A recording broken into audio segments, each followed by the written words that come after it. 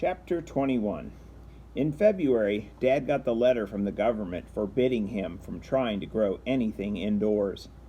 It has come to our attention that you have been purchasing excess amounts of plastic pipe, such as is used in the germination, cultivation, and development of vegetative matter in an interior structure, the letter began. Due to the preponderance of such agricultural methods in the cultivation of illegal substances, we order you to cease and desist immediately. Luke read the letter at supper after everyone else in the family had had a stab at trying to figure out what it meant. Somehow, after reading all the big books that Jen had loaned him, he didn't find the fancy words so daunting. They want you to stop, Luke said. They're scared you're going to grow something illegal. And this part, he pointed to the letter, although everyone else at the table were several feet away, and he was in his usual spot at the stairs. This part, where they say, render all such materials for our adjudication, that means that you have to turn over all the stuff that you bought, and they'll decide if they're going to fine you or not. The rest of the family looked at Luke in amazement. Then Mark started giggling. Drugs, he said. They think you're going to grow drugs. Dad flashed him a look of pure disgust. Oh, you think it's funny? We'll see what you think next year when your feet grow and we don't have the money to buy you new shoes. Mark stopped laughing. We'll get by, Luke's mother said quietly. We always have. Dad shoved back from the table. Why didn't I get a permit? He said to no one in particular. Maybe if I just get a permit. By then, Luke had read the rest of the letter. They don't give out permits for hydroponics, he said. This says it's always illegal. This time he only got a glare from Dad.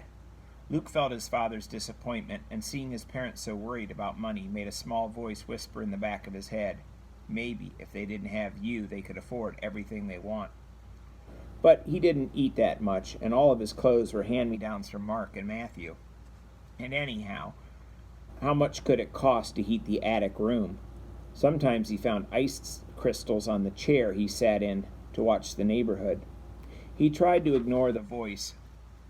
What bothered him more was that without the hydroponics idea to keep him busy, Dad barely left the farm for the rest of the winter. Luke made it over to Jen's only once in all of February and twice in March, when Dad began driving around looking for the best seed corn prices. But each time, Jen greeted him with big hugs and acted genuinely thrilled to see him. Her tantrum in January seemed forgotten. One day, the two of them made a huge mess of the Talbots' kitchen baking cookies. Won't your parents mind? Luke asked when Jen scolded him for attempting to clean the floor, the flour handprints off of the cabinets and refrigerator and stove. Are you kidding? I want this preserved. They'll be thrilled to see any sign of domesticity on my part, Jen said. Another time they played board games all morning, sprawling out on the floor of the Talbots' family room. The third day they just spent the whole time talking. Jen kept Luke enthralled with stories of places that she had been and people she had met and things she had seen. When I was little, Mom used to take me to a play group that was all third children, Jen said. She giggled. The thing was, it was all government officials' kids. I think some of the parents didn't even like kids. They just thought it was a status symbol to break the population law and get away with it. What did you do at the playgroup? Luke asked. Played, of course. Everybody had lots of toys, and one of the kids had a dog he brought with him sometimes, and we all took turns feeding it dog biscuits. These people had pets, too? Luke asked incredulously. Well, you know, they were barons, Jen said. Luke frowned. He slid down in the soft couch, so different from anything in his own house. My dad says that when he was little, just about everyone he knew had pets. He had a dog named Bootsy and a cat named Stripe. He talks about them all the time. Why did the government make pets illegal? Oh, you know, the food thing, Jen said. She took a chocolate chip cookie from a pack they were sharing and waved it for emphasis. Without dogs and cats, there's more food for humans. My dad says if it weren't for the barons breaking the laws, lots of species would have gone extinct. Luke looked at the cookie in his own hand. So now he was supposed to feel guilty about eating food that should have gone to animals as well as other people?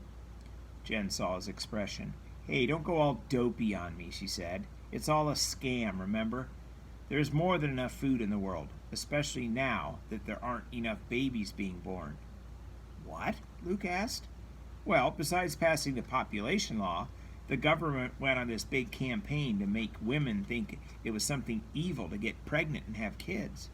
They put posters up in all the cities with things like, "Who's the worst criminal?" and under the picture of a pregnant lady and, I don't know, some tough-looking crooks. And then, if you read the whole sign, it would tell you that the woman was the worst criminal of all.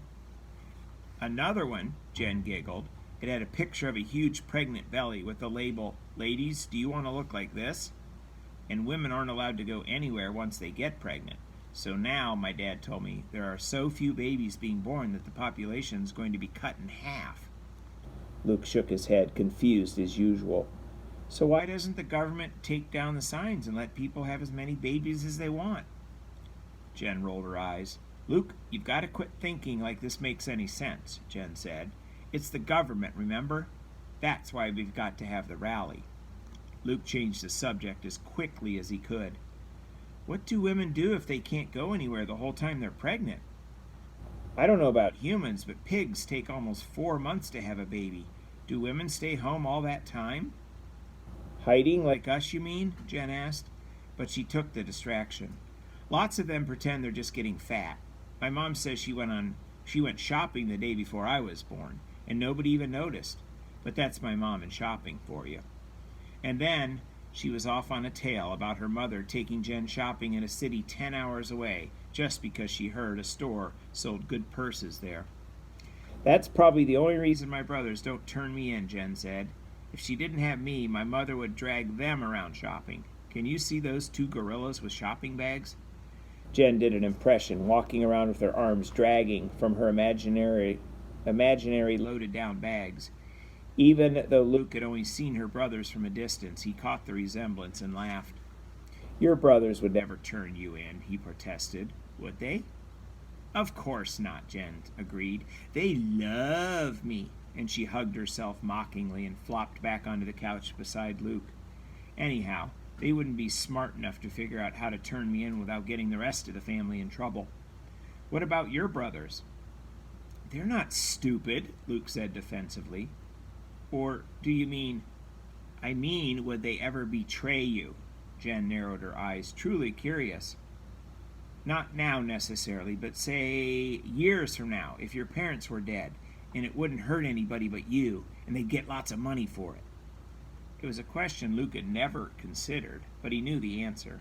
Never, he said, his voice cracking with earnestness. I can trust them. I mean, we grew up together. It was strange how he could be so sure, because they barely took the time to even tease him anymore. Matthew was getting very serious with his girlfriend and spent every spare moment at her house. Mark had suddenly gone basketball crazy and talked Dad into nailing an old tire rim to the front of the barn for a hoop. Luke could hear him outside throwing basketballs late into the night. No matter how certain he was of their loyalty, Luke sometimes felt like his brothers had outgrown him, and he missed them. But it didn't matter. He had Jen now. Luke kept Jen from talking about the rally the rest of that day, and they didn't even go near the computer. They just had fun. He crawled back to his house a few hours later, thinking that he didn't mind at all anymore having to hide. He could go on like this forever, as long as he got to visit Jen. The leaves would come back to the trees soon, and he'd feel even safer on his trips to her house. And when planting season started, Dad would be out in the fields all day, and Luke could see Jen all the time. But April came before planting season.